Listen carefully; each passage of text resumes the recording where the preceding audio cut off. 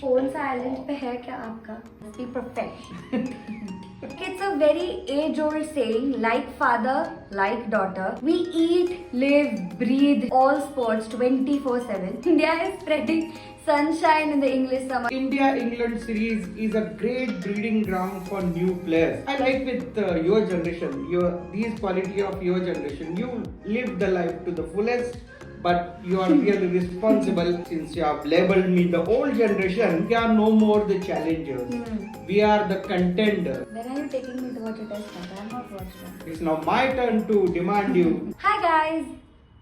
So we've come up with something that we've been thinking from a very long time. Like it's a very age-old saying, like father, like daughter. Even at our household, it's like my father is a national level football player, a journalist and the editor of Viva Football magazine, and me, from a very passionate sports fan to now a sports professional and assistant producer at Star Sports.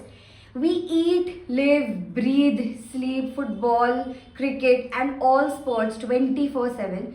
So we thought, why not bring these dinner table conversations to you in Baap Beti and Banter. Sure. So I have grown up watching all sorts of sports and all sorts of news on the entire day on TV. And we've also been to Spain. We followed the FIFA World Cup in Qatar like crazy fans. And we thought, why not start with the most traditional form of sport, that is Test cricket. And as we all know that the legends Virat and Rohit have retired and now it's the new Shubh era of Indian cricket. So we thought, why not discuss about the dynamics of it and how the transition phase goes on in every team, in almost every sport, with this being a Shubh start of Baap Beti and Banter as well. Well, Anaya, thanks for all the kind words. So it's very rare to have a kind words from father and daughter conversation nowadays.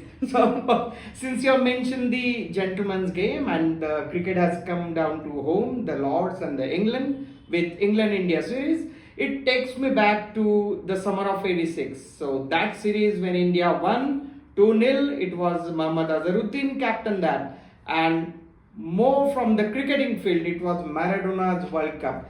The same 1986, the same month of June, 29 June, Maradona lifted the World Cup, and the same time, Indian cricket team was thumping England at their backyard. So it's like from that summer of '86 to now this new generation India. With this new generation and with this transition phase, it is not easy for a team to leave back a certain players who have given a lot for a lot of years, come back with new players who are just starting out in Test cricket, some experienced players who have been on and off. So how do the players and the team look at this transition from the old to new?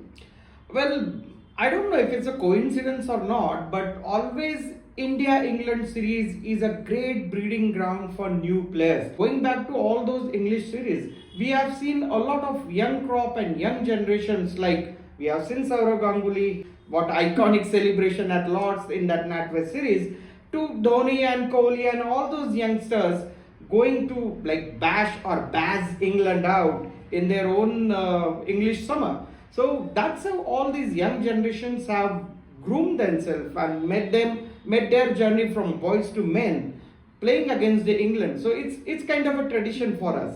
And I sincerely believe that earlier it was West Indies, then Australia, and then England. So these are the three test playing nations, or these are the three conditions that we really hope to conquer, and we have conquered. So that's very heartening to see India's journey in all these English summers in England. Yeah, and even since when I have started not just watching but now following Test cricket in general, I see these players like Jaiswal not having any baggage of the past. They are fearless, they are bold, they don't care about what has happened behind, but also it's not that they are irresponsible. Yeah.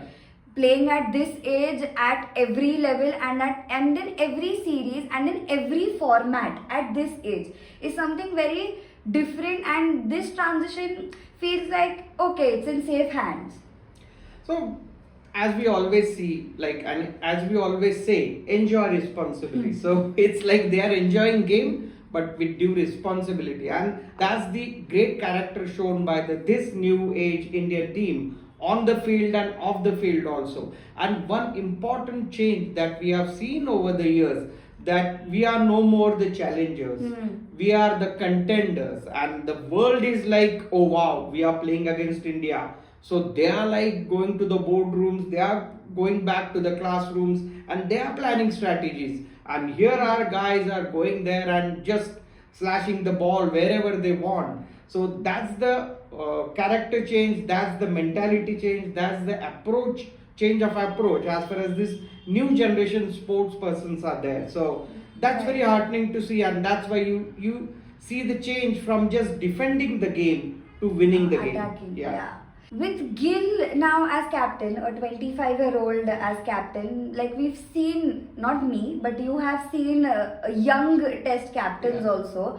But having captain GT in the IPL also, so he has some captaincy experience and you can see that on field. But how difficult it is for him to have new set of players who he has to groom, with him being this age, plus him having an experienced set of players like KL Rahul or even Pant, who say that we will back you, Bumrah also, we will back you, we will help you, we will support you.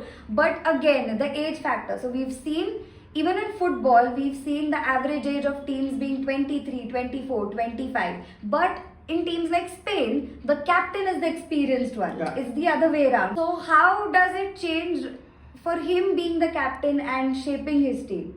I think captaincy to Gill is more challenging than the previous other younger captains per se, as you mentioned. Just because along with those young captains, there were very experienced 3 to 4 guys. 3 to 4 very experienced guys were there in the team along with that young captain. Here you have given Gill the team, that the team is also comparatively inexperienced. There is no Kohli, there is no Rohit, or there is no stalwarts like Fab Five as we used to call them, Lakshman, Sachin, Saurav, Rahul Dravid. So there are no such kind of a stalwarts in a team, and such a team led by such a young captain, that's more challenging. But also it takes off pressure from Gill's shoulder, I suppose. So he is not bothered. Exactly. What IPL has done, it has groomed the leaders. It has groomed the leaders out of the players. So as you mentioned, Gill, like leading the Gujarat Titans to great IPL seasons. So as a leader, the player is groomed while playing on the field. He has become multitasker, handling responsibilities on various counts, mentally, physically, emotionally, and also the fans. So don't underestimate the fans. So it's a huge pressure wherever the team in blue travels. So that's why these guys are very much conditioned to handle all this responsibility, and that's why age is just a factor. So as with me also, age is just a number game. So it's a funny thing, you mentioned a different Fab Five to as to what I have been grown up watching too. Which mine is Ashwin, Rohit, Jadeja, Bumrah and Kohli. Out of which the 3 have gone. During the first match, one thing that I watched is the fans. So as a captain, you know that the entire stadium, England having a lot of rich culture in sports, not just football, not just cricket, they are very rich in following, fan following. It leads to extremities like Liverpool fans also, to the bubbles in the stadiums. So with this culture, as a captain, you listen to boos when the DRS is not out, and from that to some of the Indian fans cheering when you hit centuries or when you take a wicket. So funny how the England fans are. Again, I'll take you back to India-England series. One of my favorites is like Eden Gardens and Sachin. So I was fortunate to watch Sachin at Eden Gardens against England, and I was fortunate to meet Bami Army. So the kind of a fan base, the kind of a OG fan base of the cricketing world. And mind you, Sachin, that time he had a little bad patch, and after a long time he scored a 50. So that was that Eden Garden test. And the Bami Army was so vocal, and they were like everywhere in Eden Gardens. But after the match is over, They were everywhere in the bars. The game is alive with all such kind of a passionate fans. We have seen football. We have seen, you are going to see England match against Wales at Qatar. So we have seen the English fans. We have seen the passionate fans. And test match cricket, people say 5 days you play, but believe me, if you are going to watch a test match, and I'll urge you, at least you see one test match live. Not a single ball is a boring affair. So this whole stadium is live, they are chanting, they are discussing, and it's a learned fan base. When are you taking me to watch a test match? I have not watched one. It's now my turn to demand you. So what is your prediction for the India-England series? See, to be honest, as we discussed earlier off camera, when the team was announced, I was a little bit skeptical. So I immediately said 4-1 England. So that was a little harsh, not just because I have watched this first test match, but one thing, the application is very important. And the application, the mentality, sustaining the pressure, plus that Bumrah factor, which is really unfortunate, the workload kind of a thing. So five test match series is a real challenge, and it's very hard to predict. It will be a neck and neck, and my footballing favorite score line is 3-2. So I don't know which way I don't know which way the 3-2 would be, but it would be that tough and that kind of a fighting series for sure. India is spreading sunshine in the English summers, and we don't know how the series will turn and what will be the Shubh start of the new era of Indian Test cricket. But we promise to come up with such